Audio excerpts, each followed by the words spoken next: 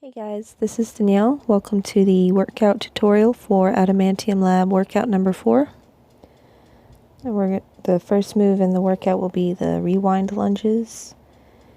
And in the workout I'll be using the two 15-pound dumbbells. You can go heavier or lighter. And here in a minute I show you how to do it without weight. So as you lunge back, make sure that both your knees are at a 90-degree angle. Your knees don't come out over your toes. Draw on your abs and keep your shoulders down and away from your ears. Really engage your abs so that you're protecting your back. You can also do this without weight.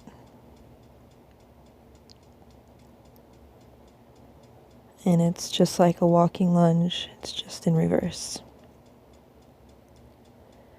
And if you do not have enough space to do the walking lunges, then you can just lunge back with each leg.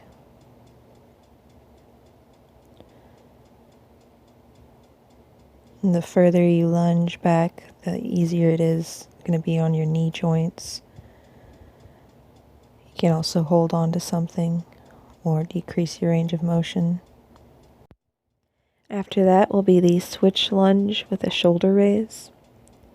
You're going to be in the lunge position with either leg forward and jump to switch your legs, jump lunge or switch lunge, as you land in the bottom of the lunge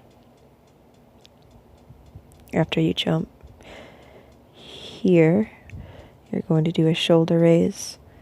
Just be very conscious of how far you're raising your arms. You don't want to go above shoulder height or very much further than shoulder height. Your arms are going to be bent at a 90-degree angle. Your forearms and your hands in front. And here's a side view. So as you do this switch lunge, just be mindful that you don't let your knees come forward over your toes and you don't bang your knees down onto the ground. You can also just step forward to take out the high impact. Each time you lunge forward, you do a shoulder raise. You can also heavy up the weight or lighten the weight. And ignore that one because that one was a little too high. But here I'm just showing you about where your arms should come. Just on the shoulder raise. Also, if you're unable to lunge, you can just take that out and do the shoulder raise. After that are the bicycle spiders. You're going to lie down on your back and put your hands or your fingers behind your ears and raise your legs, extend your legs in front of you and keep them off the ground as low as you can. As you do the bicycle crunch, you're going to crunch up, twisting your body, trying to bring that elbow to the knee, roll over into low plank, and do 4 spiders. And bring your leg or your knee to your arm, or as far forward as you can. Don't let your body touch the ground. Roll back over and do 4 bicycles again. Now as you lift up, you're leading with your chest. You're not pulling up with your elbow. And you're not pulling against your neck with your hands. It's just a light touch. So you're going to go back and forth. And if you can't keep your legs off the ground, you can just bend them a little bit and try to bring your body up as far as you can. Raising your knee so that your elbow can touch or get as close as possible. You can also do the spider in high plank, or you can come down onto your knees and still bring one leg. Try to keep your core tight. Don't allow your back to arch or hunch over. After that, we'll be doing the over-under step-ups. First on one side, take the 15-second rest, then switch to the other leg. Here you can use a chair, bench, stool, couch, just whatever you have available. If you don't have anything, you can just do a knee raise. If you are using a weight, you're going to keep it at chest level throughout. The first part of this movement will be a round kick, up and over. You can always just keep your knee bent if you're not that flexible. And after you do the round kick, you're going to squat down. Here I'm starting on my left leg, so I'm bringing the left leg into the right, shifting all my weight into that right side. I'll wait until I switch positions. Here I'll be showing you the front view. And you're not just doing a normal step up. So this time I think I'm using my right side or my right leg. So a round kick.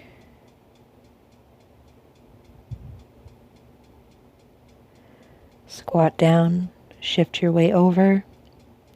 Bring your whichever leg you're using up onto the chair, and then squat down into the leg that's on the ground, so that you're transitioning all your weight as you drive that leg up. You're transitioning all your weight into the heel of the leg that's on the chair. So you're not just stepping up, you're actually driving from the floor a little bit more. Also, you can do this without weight. If you are doing it without weight, you can pick up the pace a little bit more. Just make sure that you're not just stepping up.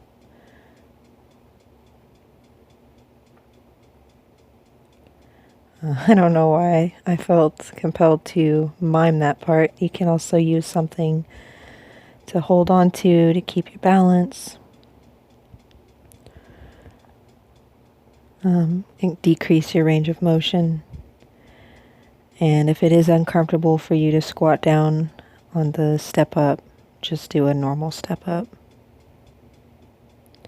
As I said earlier, if you don't have anything to step up onto, you can always just do a knee raise, where you bring whichever leg you're using up, drive your knee up towards your chest as high as you can. Next, we'll have the chest flies and in and outs.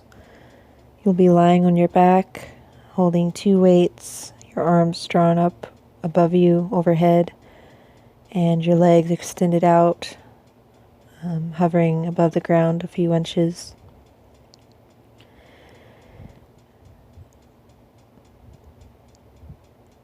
As your arms come out, your feet will also be extended out, and as you come up, as you bring your arms together, your feet will come in, or your legs will also come in.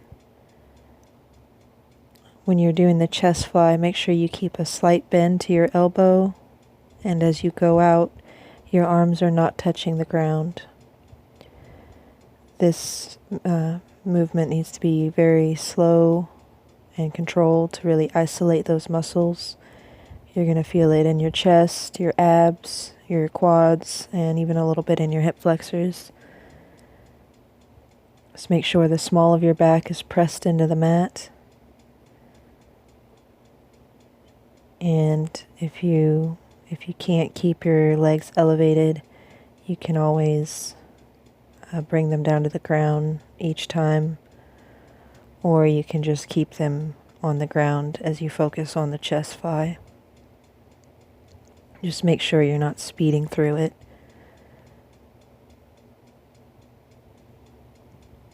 As always, you can go heavier or lighter, and you can even bring one leg in at a time. Just make sure you're doing both legs.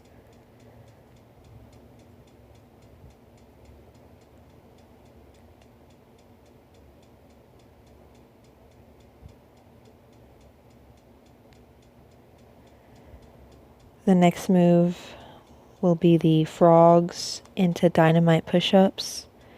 You'll be doing 4 frogs, and after you've completed those, you will be doing 2 dynamite push-ups. You'll be on your hands and knees for the frogs with your knees off the ground. You're going to use your entire body to hop up, bringing both your hands and your feet off the ground. Once you've done 4, you'll do 2 dynamite push-ups, and it's like a plank jack. As you lower yourself into the push-up, you jump your feet out, and then as you come up, you'll jump your feet back in. Now, when you're in the frog, also keep a soft elbow. You do not want to lock your elbows out. That could really hurt your joints. And if you can't do the hop, you can always just bring your lower body up off the ground, or your feet. Just keep your hands planted, but bring your lower body. Do small hops. You can also do the push-up from your knees and take out the high impact. And if you can't do the hop at all, you can also just hold the frog position, not letting your knees touch the ground. If you do that, you're going to want to hold it for a very slow 4 count. So imagine that you are hopping. Just imagine the amount of time that would take is how long you want to hold that position before you go into the dynamite push-ups. Next, we'll have the flamingo curls on the right side. In the workout video, one side I have a hard time balancing on. That's pretty normal for you to have more balance and coordination on one side. If you do struggle with keeping your balance here, you can just keep your knee raised like I had there earlier before I started the leg extension until you do get your balance. But as you curl up, do the bicep curl, as you reach the top, your leg is extending out as well.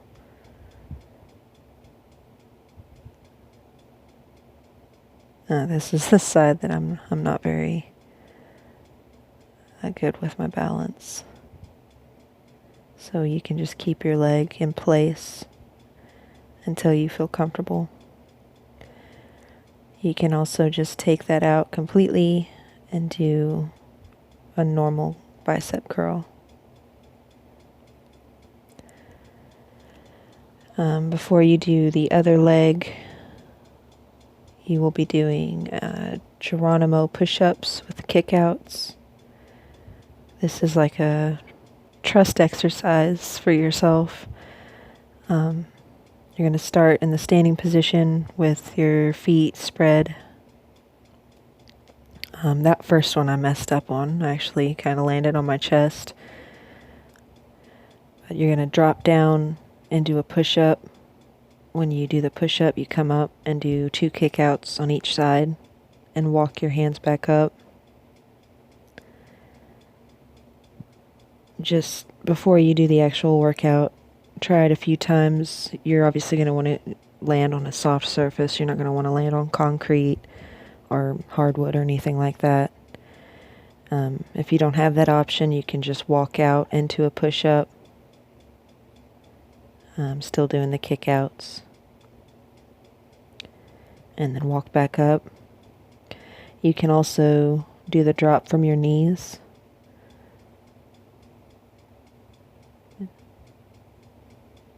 Just figure out which one works best for you, what you feel most comfortable doing. If you have any type of wrist or shoulder issue, you're obviously not going to want to drop down from standing. After that, you'll be doing the flamingo curls on the other side. Here I'll be showing you the last move before the bonus round. It's the weighted plank hold. You can use the weight or you can just hold a regular plank for the full minute. I just like a little extra challenge since I can hold a regular plank for a little over a minute without too much of a problem. You're just going to be doing the plank. As I said, high plank. You can come into low plank, whichever. If you ever need a break, just come into downward dog and try really try not to come down onto your knees throughout the entire minute. Here's low plank version. Clasping your hands in front of you also helps a little bit. And if you absolutely have to, you can come down onto your knees for a second before returning. So the last bonus is 3 minutes, 1 minute per exercise. You're going to be resetting each time you complete the exercise for the full minute. You'll reset your timer and move on to the next one. The first one is a skull crusher with a single leg bridge thrust. You can do this with or without the chair. And at the end I show you how to do it without weights or a chair.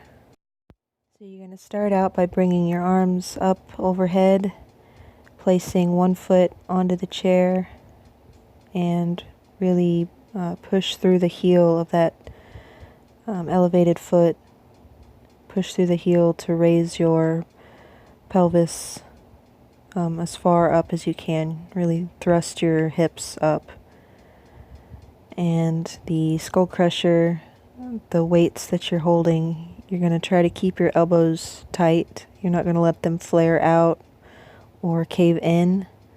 And you're going to let the weight drop down on either side of your head, slightly above your ears. In the workout video, you'll see me make the transition from one set of weights to a lighter set. If at any point you feel... Oh, here I'm showing you just doing a bridge thrust without the hold. But in this skull crusher, if at any point you feel discomfort or pain, or you're struggling to bring those weights up, you need to immediately either just drop the weights or grab a lighter set. Don't ever try to continue if you're struggling to bring that weight up. There is a reason it's called the skull crusher. And here, instead of the single leg, you can just have both legs planted, and here you can do it without weight. Still using single leg, or you can plant both feet. It's just dependent upon your fitness level and what you feel comfortable with. After you've completed the minute for that, the next one is just bridge thrusts. Both feet planted on the chair or on the floor if you don't want to use a chair or couch or whatever. Here I am putting a 20-pound, I think in the workout video I used a 15-pound, but I'm putting it across my hips and just pressing up. And when you come down, you're not letting your butt touch the ground. You're getting it very close, but this really helps fatigue those muscles. And you can also do it without weight. Just at the top, really, really squeeze. Be conscious and focus on squeezing your butt. And then after you've completed that minute, then you reset your timer and do the other side. Here I'm showing you how to do a similar movement. It'll use the same muscles, utilize the same muscle groups. It's just without equipment. But as you can see, I have one leg raised in the air in the crab position or the tabletop. You're still focusing on pressing those hips and your pelvis up into the air. Your elbows are bending back behind you, and that's also going to work your triceps. That concludes the workout tutorial. If you have any questions, please leave them below, and I hope to see you in the workout.